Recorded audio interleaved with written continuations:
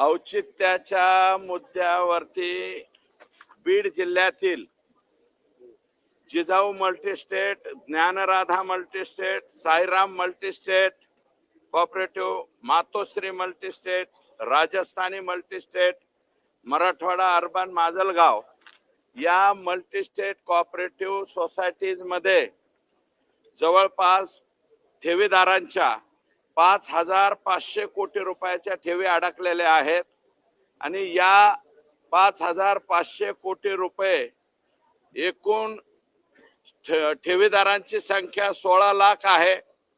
बीड जिल्ह्यातील ठेवीदारांची संख्या 1,26,000 आहे आणि या ठेवीदारांना वेळेवर पैसे न मिळाल्यामुळं आतापर्यंत 26 लोकांनी आपलं स्वतःचं जीवन संपवलेलं आहे आणि त्याच्यामध्ये बीड शहरातला भीमाशंकर माडेकर हा गेलाय।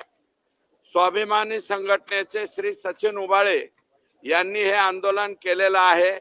माननीय अजितदादा पवार साहेबांच्या पुढे ही कैफियत मांडलेली आहे। यातले बहुतेक संचालक म्हणजे संस्था चालक हे सध्या जेलमध्ये आहेत, परंतु जेलमध्ये असून उपयोग नाही।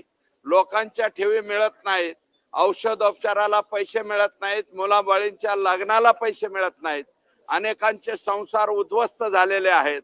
म्हणून फक्त राज्य सरकारचं हे नाही, म्हणून म्हणजे रजिस्ट्रेशन नाही, यास्तव राज्य सरकारला यातला अंग काढता येणार नाही।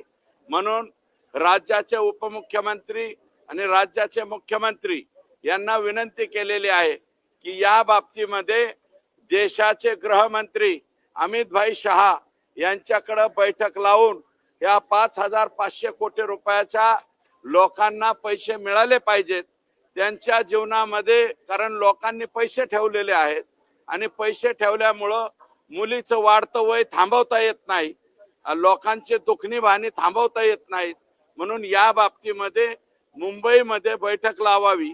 राज्याचे उपमुख्यमंत्री अजितदादा यांनी मला आता आश्वासित केले की पुढच्या आठवड्यामध्ये मुंबईमध्ये मंत्रालयामध्ये हे संबंधित सचिन उबाळे आणि याच्यामध्ये काम करणारे बरेच जे सहकारी असतील त्यांच्या बरोबर या बाबतीत बैठक लावण्याच्या बाबतीत शब्द दिलेला आहे।